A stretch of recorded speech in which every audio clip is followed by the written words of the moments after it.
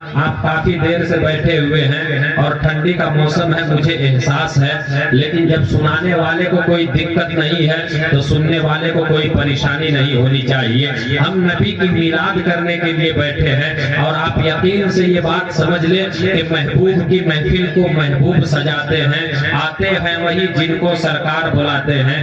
عزیزان ملت اسلامیہ، آپ کی زندگی کی بہت راتیں آئیں گی اور زندگی میں چلی جائیں گی، پتہ نہیں ان راتوں میں آپ نے کیا کیا اور کیا کریں گے، لیکن جب اس رات کا تذکرہ آئے گا تو قیامت کے دن آپ کی نگاہیں جھکی ہوئی نہیں رہیں گی، بلکہ آپ بھی کہیں گے پروردگار مجھ سے کیا پوچھتا ہے، خود ہی اس بات کا فیصلہ کر لے کہ میں تیرے محبوب کی ذکر کرنے کے لیے بیٹھا ہوا تھا، تیرے محبوب کے نام کو سن کر کے اس پر سبحان اللہ اور الحمدللہ میں نے کہا تھا۔ قسم خدا کی یہ رات بھی کامیاب ہو جائے گی اور آپ کی زندگی بھی کامیاب ہو جائے گی۔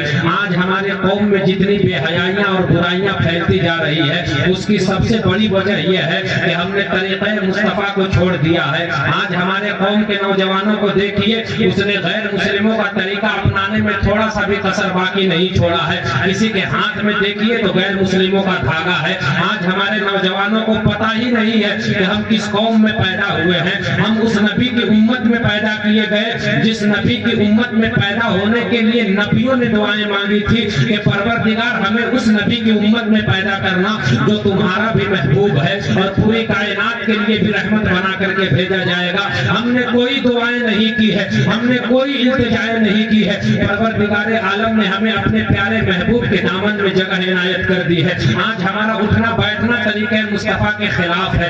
آج ہمارا کسی سے اگر کوئی بات ہو جائے تو وہ بات بھی مصطفیٰ کی شریعت کے خلاف ہو رہی ہے۔ اے نوجوانوں، زندگی ایسے نہیں گزرنی چاہیے۔ اگر چاہتے ہو کہ دنیا کامیاب ہو جائے، قبر بھی کامیاب ہو جائے اور حشر بھی کامیاب ہو جائے تو ہمارا اٹھنا ہونا چاہیے نبی کی سنت کے مطابق ہونا چاہیے، ہمارا بیٹھنا نبی کی سنت کے مطابق ہونا چاہیے۔ اگر کھانا کھانا ہو تو نبی کی سنت کے مطابق کھانا کھایا جائے گا، اگر کسی سے بات ہوگی نبی کی سنت کے مطابق بات کی جائے گی۔ قسم خدا کی اگر نبی کی سنت کے مطابق آپ کا اٹھنا بیٹھنا ہو گیا تو اٹھنا بیٹھنا بھی ہوگا، اس پر ثواب لکھا جائے گا۔ اگر نبی کی سنت کے مطابق آپ نے کسی سے بات کی تو آپ کی بات بھی ہو گئی، اس پر فرشتوں نے ثواب بھی لکھ دیا۔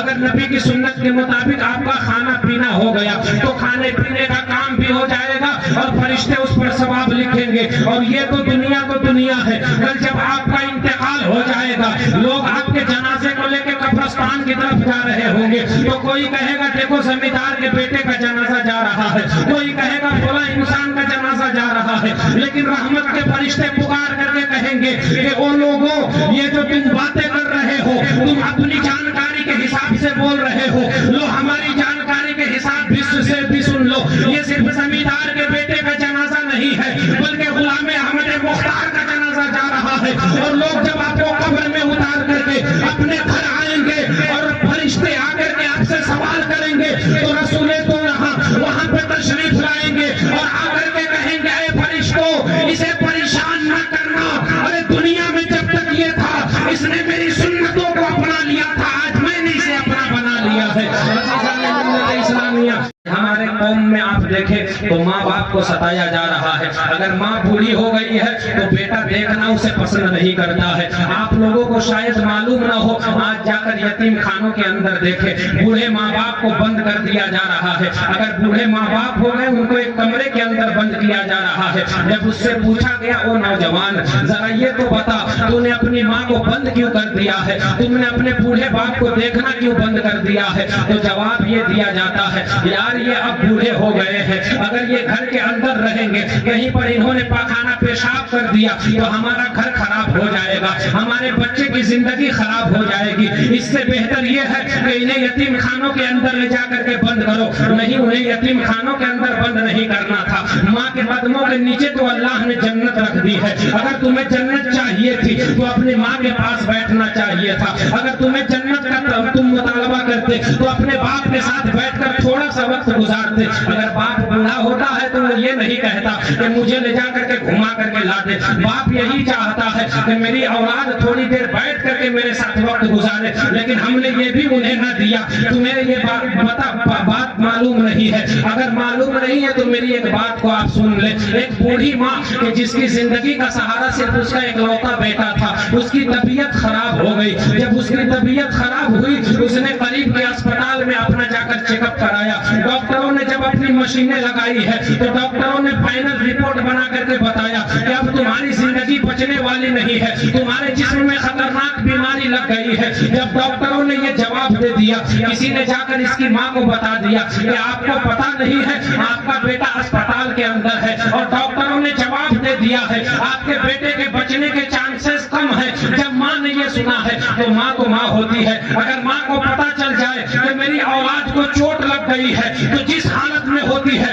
اسی حالت میں دوڑ پڑتی ہے. جب ماں کو لوگوں نے جا کر کے بتایا کہ آپ کا بیٹا اسپتال میں ہے, ماں دوڑ کر کے اسپتال پہنچتی ہے. سامنے بیٹے کا چہرہ نظر آ گیا. ماں نے بیٹے کو سینے سے لگا کر کے کہا تھا, اے میرے لخت جگر, یہ میں نے کیا سنا ہے, ڈاکٹروں نے تجھے جواب دے دیا ہے. بیٹے نے کہا تھا, امی جان ایسی کوئی بات نہیں ہے, آپ کا بیٹا دیکھیں آپ کے سامنے کھڑا ہے. اتنے میں ماں کی نظر رپورٹ کے اوپر پڑ گئی ہے. ماں نے رپورٹ کو اٹھا کر کے پڑھا ہے تو رپورٹ میں صاف صاف لکھا ہوا تھا کہ تمہارے بیٹے کے جسم میں خطرناک بیماری لگ گئی ہے, اب تمہارا بیٹا بچنے والا نہیں ہے. آؤ نوجوانوں میں بتانا چاہتا ہوں کہ ماں کون ہوتی ہے. ماں کی عظمت اللہ نے اتنی بلند کر دی ہے. جب بیٹا مجبور ہو گیا تو ماں کو ادب کے ساتھ بیٹے نے بیٹھایا ہے. بیٹھانے کے بعد کہا تھا, امی جان آپ کے قدم میں جو جوتی ہے وہ جوتی نکال کر کے مجھے دیجئے. ماں نے جوتی نکال کر کے بیٹے کو دیا ہے. اس کے بعد اس نوجوان نے کہا تھا, وہ ڈاکٹر مجھے پانی لا کر کے دیا جائے. ڈاکٹروں نے پانی لا کر کے دیا تھا. اس نوجوان نے اپنی ماں کی جوتی کو پانی کے اندر ڈالا ہے اور جوتی نکال کر کے بیٹھ کر بسم اللہ الرحمن الرحیم پڑھا ہے, اور بسم اللہ پڑھ کر کے اس پانی کو 3 سانس میں نوجوان نے پی لیا. اس کے بعد ڈاکٹروں سے کہا تھا, وہ ڈاکٹر ذرا دوبارہ اپنی مشینیں لگا اور چیک کر کے بتا کہ میرے جسم میں ابھی بھی وہ بیماری موجود ہے کہ نہیں ہے. ڈاکٹر کہہ رہے تھے کہ ہم یہ کہہ رہے ہیں کہ تمہارے جسم میں ابھی بھی وہ بیماری موجود ہے. نہ تم کسی دوسرے ڈاکٹر کے پاس گئے ہو, نہ تم نے کسی حکیم کا نسخہ استعمال کیا ہے, تمہارے جسم میں ابھی بھی وہ بیماری موجود ہے. جب ڈاکٹروں نے اتنا کہا تھا تب اس نوجوان نے کہا تھا کہ تمہاری جو یہ رپورٹ ہے میری ماں کے آنے سے پہلے کی رپورٹ ہے, اب میری ماں آ گئی ہے, ذرا دوبارہ چیک کر کے تو بتا. ڈاکٹر جب مجبور ہو گئے, مجبور ہو کر کے دوبارہ اپنی مشینیں لگائی ہے تو ڈاکٹر پریشان ہو گئے اور حیران ہو کر ڈاکٹروں نے کہا تھا کہ آج سے پہلے کبھی ایسا نہ ہوا کہ کسی کے جسم میں اتنی خطرناک بیماری ہو اور ایک پل میں غائب ہو گئی ہو. ذرا بتا تو نے کون سا ایسا نسخہ استعمال کر دیا کہ تمہاری بیماری ختم ہو گئی ہے. تب اس نوجوان نے کہا تھا, او ڈاکٹر, ارے تم جو ڈاکٹر بنے ہو دنیا کی کتابیں پڑھ کر بنے ہو, اور میں ڈاکٹر مصطفیٰ جان رحمت کی سیرت کو پڑھ کر بنا ہوں. میرے نبی نے فرمایا ہے, الجنت تحت اقدام امہاتکم, جنت تمہاری ماں کے قدموں کے نیچے ہے, اور جہاں جنت ہوتی ہے وہاں بیماری نہیں بلکہ تمام بیماریوں کا علاج پایا جاتا ہے. نعرہ تکبیر, نعرہ رسالت, نعرہ رسالت, مسلک اعلی حضرت, مسلک اعلی حضرت, نعرہ تکبیر, نعرہ رسالت. کتنے لوگ ایسے ہیں کہ جنہوں نے جب وہ بڑے ہوئے, میرے نبی نے کہا کہ ماں باپ کی عزت کرو. کتنے ایسے لوگ ہیں جنہوں نے اپنے ماں باپ کو کھانا پینا بند کر دیا. جب شادی ہو جاتی ہے, شادی ہونے کے بعد اپنی بیوی کے ساتھ رہنے لگے, بیوی کی محبت میں اتنے پاگل ہو گئے کہ انہوں نے ماں باپ کو بھی چھوڑ دیا. کافی ایسے نوجوانوں کی داستان سننے کو ملتی ہے. اگر آپ میں سے کوئی نہیں ہے تو میں دعا کرتا ہوں کہ آپ ایسا کام ہرگز کبھی زندگی میں کیجئے گا بھی مت, کیونکہ دنیا میں سب سے طاقتور انسان وہ ہے کہ جس کے ماں باپ زندہ ہیں.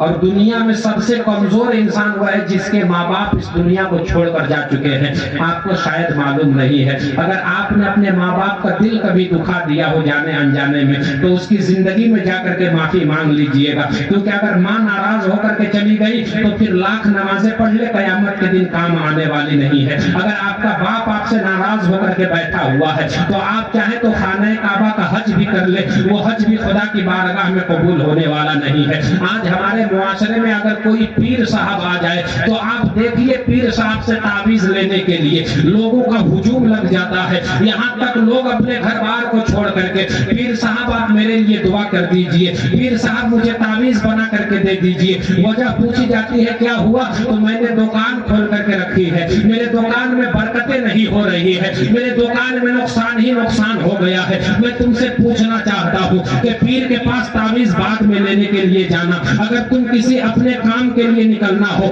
تو کام کے لیے نکلنے سے پہلے اگر ماں زندہ ہے تو ماں کے پاس آ جانا, اگر باپ زندہ ہے تو باپ کے پاس آ جانا, اور اپنے دکان کو بعد میں کھولنا. دکان کھولنے سے پہلے اپنی ماں سے صرف اتنا کہہ دینا, اے ماں میں دکان کھولنے کے لیے جا رہا ہوں, آپ مجھ سے راضی ہے کہ نہیں اتنا بتا دیں. اگر ماں نے کہہ دیا بیٹا جا, تمہیں کوئی چیز ستا نہیں سکتی ہے, تمہیں کوئی چیز رلا نہیں سکتی ہے. قسم خدا کی اگر ماں نے اپنے آنچل کو خدا کی بارگاہ میں اٹھا دیا تو یہ دنیا تو دنیا ہے, اگر ماں نے دعا کر دی ہے تو دنیا بھی کامیاب ہو جائے گی اور حشر بھی کامیاب ہو جائے گی. اور جب مر کر خدا کی بارگاہ میں پہنچو گے تو پروردگار عالم کی رحمتیں پکار کر کے کہیں گی کہ اس کا ٹھکانہ جہنم نہیں بلکہ اس کا ٹھکانہ جنت ہوگا, کیونکہ دعا کرنے کے لیے اس کے پیچھے اس کی ماں موجود ہے. لیکن آج ہمارا معاشرہ یہاں تک آ گیا ہے کہ ہم نے اپنے ماں باپ کو ستانے میں کوئی کسر نہیں چھوڑی ہے. آؤ میں آپ کو ایک بات بتانا چاہتا ہوں. حضرت مالک بن دینار رضی اللہ تعالی عنہ کی زندگی ہے. حضرت مالک بن دینار حج کرنے کے لیے گئے, انہوں نے اپنی زندگی میں مسلسل 7 حج کیے. حج تو سمجھتے ہیں آپ, لاکھوں روپے خرچ کر کے ہندوستان سے لوگ حج کرنے کے لیے جاتے ہیں. اگر حج ہی قبول نہ ہو تو آپ بتائیں انسان کو ہارٹ اٹیک نہیں آئے گا تو کیا ہوگا.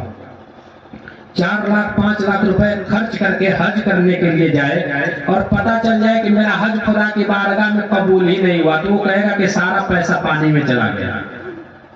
لیکن اگر ماں ناراض ہے تو یہ حج بھی خدا کی بارگاہ میں قبول نہیں ہے. ابھی بہت بڑی بات میں آپ کو بتانے لگا ہوں, آپ میری بات کو غور سے سنیں گے, ٹھیک ہے آپ سن لیجئے, سمجھے یا نہ سمجھے وہ بعد میں بتائیں گے. حضرت مالک بن دینار رضی اللہ تعالیٰ عنہ ہیں, آپ حج کرنے کے لیے گئے. حج کرنے کے بعد آپ بیٹھ کر قرآن کی تلاوت کر رہے تھے. جب آپ قرآن پڑھ رہے تھے آسمان سے 2 فرشتے آئے. فرشتے آپس میں بات کرنے لگے, اس سال کتنے لوگوں نے حج کیا. دوسرے فرشتے نے جواب دیا, اس سال 2.5 لاکھ لوگوں نے حج کیا. تو فرشتے نے کہا اللہ نے سب کا حج قبول کر لیا. تو دوسرے فرشتے نے جواب دیا کہ اللہ نے سب کا حج قبول کر لیا سوائے ایک انسان کے. اللہ نے ایک انسان کا حج قبول نہیں کیا ہے, اس کے علاوہ سب کے حج کو اللہ نے قبول کر لیا. اب حضرت مالک بن دینار کو ڈر لگنے لگا کہ کہیں وہ ایک انسان وہی تو نہیں جس کا اللہ نے حج قبول نہیں کیا ہے. حضرت مالک بن دینار نے فرشتوں سے پوچھا, اے فرشتوں ذرا یہ تو بتاؤ وہ ایک انسان کون ہے جس کا اللہ نے حج قبول نہیں کیا ہے. تو فرشتے نے کہا تھا اگر اس سے ملنا چاہتے ہو تو چلے جاؤ فلاں جگہ پہ وہ انسان بیٹھا ہوا ہے. حضرت مالک بن دینار دوڑ کر کے جاتے ہیں. وہ نوجوان بیٹھنے والا جس کا اللہ نے حج قبول نہیں کیا تھا اس کا نام حضرت عبد الرحمن بن شیران بتایا جاتا ہے تاریخ میں. حضرت مالک بن دینار جاتے ہیں, جانے کے بعد کہتے ہیں السلام علیکم. ادھر سے جواب آتا ہے وعلیکم السلام. حضرت مالک بن دینار نے کہا تھا اے نوجوان میں تجھ سے ایک بات کرنے کے لیے آیا ہوں. اس نوجوان نے کہا تھا کیا کہنا چاہتے ہو, کیا یہ بتانے کے لیے آئے ہو کہ اللہ نے میرے حج کو قبول نہیں کیا ہے. اب یہ چوک گئے کہ ابھی تو میں نے اس سے کچھ کہا بھی نہیں ہے, اسے کیسے پتا چل گیا کہ میں یہ بات کرنے کے لیے آیا ہوں. جب اتنا آپ نے کہا تھا تو اس نوجوان نے کہا تھا کہ تم تو اس سال آئے ہو, میں پچھلے 7 سالوں سے حج کر رہا ہوں لیکن اللہ میرے حج کو قبول نہیں کر رہا ہے. جب اتنا کہا ہے تو حضرت مالک بن دینار نے کہا تھا کہ ذرا یہ تو بتا تو نے کون سا ایسا گناہ کر لیا ہے کہ اللہ تیرے حج کو قبول نہیں کر رہا ہے. اس نوجوان نے کہا تھا کہ میرے بارے میں جان کر کے کیا کرو گے؟ حضرت مالک نے کہا بتا دے، ہو سکتا ہے میں تیری کوئی مدد کر دوں. تب اس نوجوان نے کہا تھا کہ اب سنو میری داستان کو. رمضان کا موسم چل رہا تھا، میں شراب پی کر کے اپنے گھر کے اندر آیا، میرے ہاتھ میں گوشت کا ٹکڑا تھا. میں نے اپنی ماں سے کہا کہ یہ گوشت بنا کر کے مجھے دو. ماں نے کہا تھا نوجوان نادان تو رمضان کے مہینے کا ادب بھی نہ کر سکا. ایک تو نے روزہ نہیں رکھا ہے، اوپر سے تو شراب پی کر کے آیا ہے اور گوشت پکانے کے لیے کہہ رہا ہے.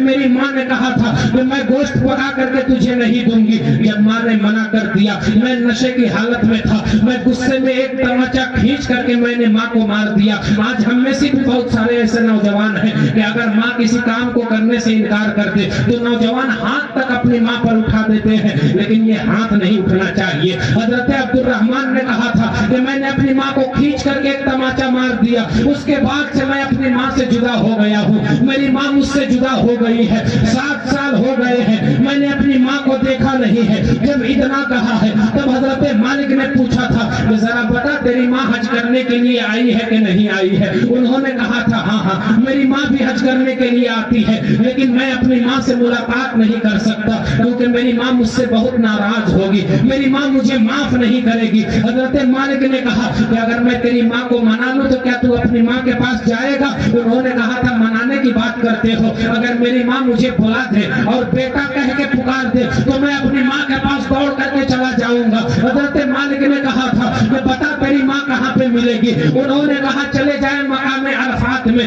جس جھوپڑی سے قرآن پڑھنے کی آواز آ رہی ہوگی اسی جھوپڑی میں میری ماں بیٹھی ہوئی ہوگی. حضرت مالک دوڑ کر کے آتے ہیں، دیکھتے ہیں کہ ایک جھوپڑی سے قرآن پڑھنے کی آواز آ رہی ہے. حضرت مالک سمجھ گئے تو اس نوجوان کی ماں اسی جھوپڑی کے اندر موجود ہے. آپ نے کہا تھا السلام علیکم، اس بوڑھی خاتون نے جواب دیا. اس کے بعد حضرت مالک نے کہا تھا اے بوڑھی ماں میں آپ سے کچھ بات کرنا چاہتا ہوں. اس عورت نے کہا بالکل بولو بیٹا کیا بات کرنا چاہتے ہو؟ انہوں نے کہا کہ آپ ایک بات بتائیں، آپ اکیلی حج کرنے کے لیے آتی ہیں؟ انہوں نے کہا ہاں میں اکیلی حج کرنے کے لیے آتی ہوں. حضرت مالک نے کہا تھا کہ آپ کا کوئی بیٹا نہیں ہے. جب اتنا کہا کہ آپ کا کوئی بیٹا نہیں ہے، ماں کی آنکھیں برسنے لگی، ماں کی آنکھوں میں آنسو آ گئے.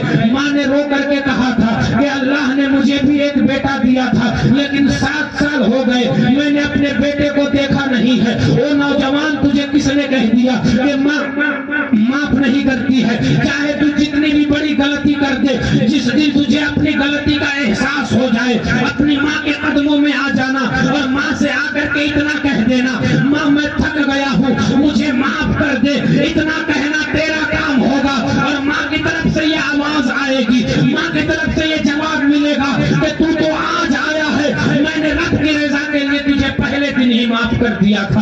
عزیزان ملت اسلامیہ، حضرت مالک بن دینار نے کہا کہ میں آپ کے بیٹے کو اگر لا دوں آپ کے پاس تو کیا آپ اپنے بیٹے کو معاف کر دیں گی؟ اتنا کہا. تب اس بوڑھی خاتون نے کہا تھا کہ معاف کرنے کی بات کرتے ہو، اگر میرے بیٹے کو میرے پاس لے آؤ گے تو میں اپنے بیٹے کو اپنے کلیجے سے لگا لوں گی. میں اپنے بیٹے کو دیکھنے کے لیے میری آنکھیں ترس گئی ہے. حضرت مالک بن دینار دوڑ کر کے جاتے ہیں اور جانے کے بعد کہتے ہیں نوجوان چل میں نے تیری ماں کو منا لیا ہے. جب وہ نوجوان دوڑنے لگا، جب دوڑتے دوڑتے جب تیز دوڑنے لگے تو ان کے کاندھے کے اوپر ایک چادر پڑی ہوئی تھی، وہ چادر زمین کے اوپر گر گئی ہے. جب چادر زمین کے اوپر گر گئی ہے تب انہوں نے دیکھا کہ اس نوجوان کا داہنا بازو کٹا ہوا ہے، اس کی داہنی آنکھ نکلی ہوئی ہے. حضرت مالک نے پوچھا او نوجوان ذرا یہ تو بتا تمہارا داہنا بازو کیسے کٹ گیا، تمہاری داہنی آنکھ کیسے نکل گئی؟ تب اس نوجوان نے کہا تھا تمہیں کیا بتاؤں، جس ہاتھ سے میں نے اپنی ماں کو تماچا مارا تھا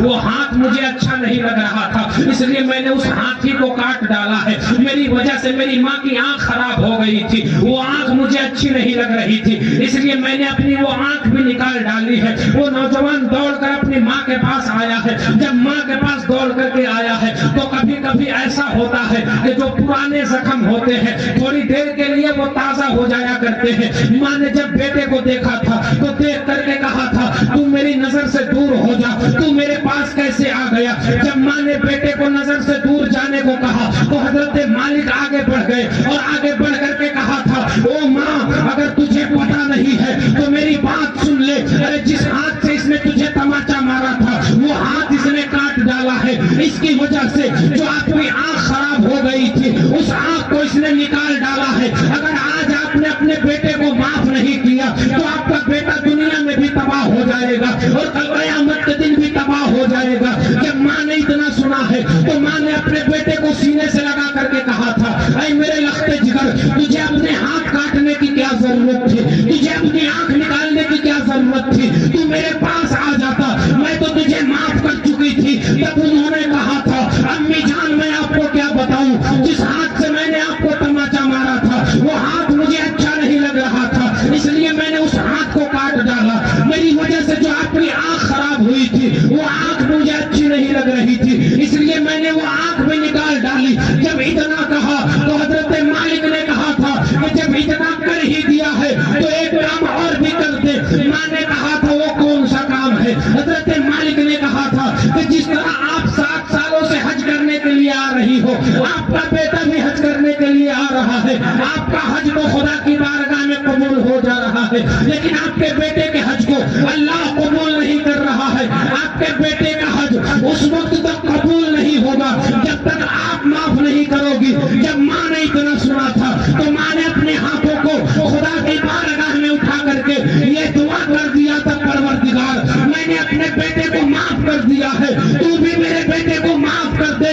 جب ماں نے اتنی دعا کی تو آسمان سے آواز آئی کہ جب اس کی ماں نے اسے معاف کر دیا ہے تو جب میں نے بھی اس کو معاف کر دیا اور ماں کی دعا کی بدولت میں نے اس کے حج کو بھی قبول کر لیا ہے.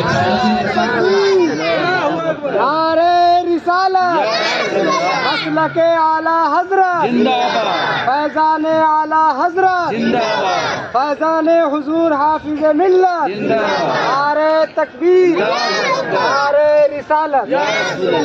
ماں باپ کی عزت کیا کریں, یہ جب تک ہے تبھی تک. لے تو پوچھے آپ ان نوجوانوں سے جا کر کہ جن کی ماں کا انتقال ہو گیا یا جن کے والد اس دنیا کو چھوڑ کر کے جا چکے ہیں, جب انہیں اپنی ماں کی یاد آتی ہے تو قبرستان جانا پڑتا ہے اور ان کے آنکھوں میں سوائے آنسو کے کچھ نہیں دکھائی دیتا.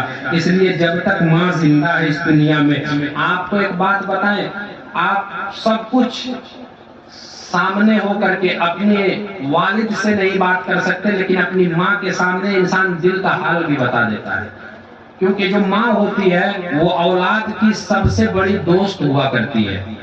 ماں سے بڑی دوست دنیا میں کوئی بھی نہیں ہے. آپ جو بات اپنے باپ کو نہیں بتا سکتے وہ بات آپ اپنی ماں سے بتا سکتے ہیں. تو اگر ماں اس دنیا کے اندر موجود ہے تو آپ یہ سمجھیں کہ میں بڑا خوش نصیب انسان ہوں کہ اللہ نے میری ماں کا سایہ میرے اوپر برقرار رکھا ہے.